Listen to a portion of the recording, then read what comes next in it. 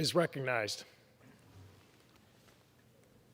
I proudly yield 2 minutes to the representative from the great state of New York, from the Ways and Means Committee, Tom Suozzi.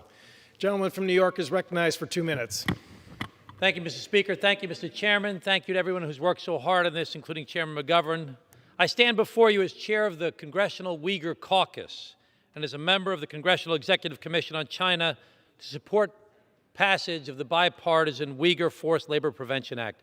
We need to wake up from our torpor. It's been reported for years, but I don't think most Americans realize exactly what's going on in China.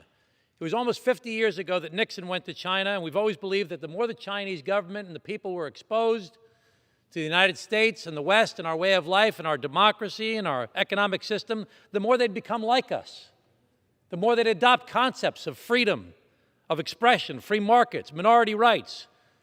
Well, that simply hasn't happened. Everyone in this body has seen reliable reports, clear documentation of crimes against humanity. Forced labor, forced sterilization, mass surveillance, government-run detention camps, mass detention, sexual violence, and torture against the Uyghur people. The Chinese Communist Party is even forcing people to eat pork during Ramadan, even though it violates people's religion. It's hard to imagine that in today's world that forced labor camps are happening, and we know about it. And today, we're standing up to do something about it. The Chinese Communist Party must be held accountable. We have rules in place now that say you can't use forced labor, but this bill is a major step forward in mandating that everything that comes out of Xinjiang in China will be presumed to be using forced labor, and therefore ineligible to be sold into the U.S. supply chain. This is going to have a tremendous impact. An overwhelming amount of cotton in the world comes from China, for example.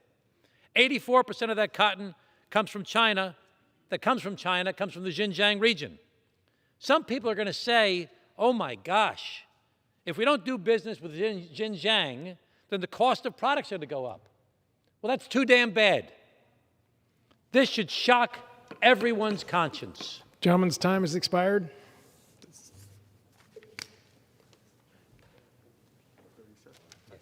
Gentleman. I yield the gentleman an additional 30 seconds. Gentleman is recognized for additional 30 seconds. We have to do everything we can to stand up for our values. The world is watching us, and it starts with the Uyghur Force Labor Prevention Act becoming law.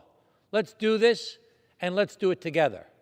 We recognize here in our country that we went through a period of slavery. That's why it's so offensive to us now to see slavery actually happening in the world as we speak, where both administrations, the prior administration and this administration, have both said this is genocide. Standing up together in a bipartisan way is so important. And I yield back. Gentleman from New York yields back. The gentleman from New York reserves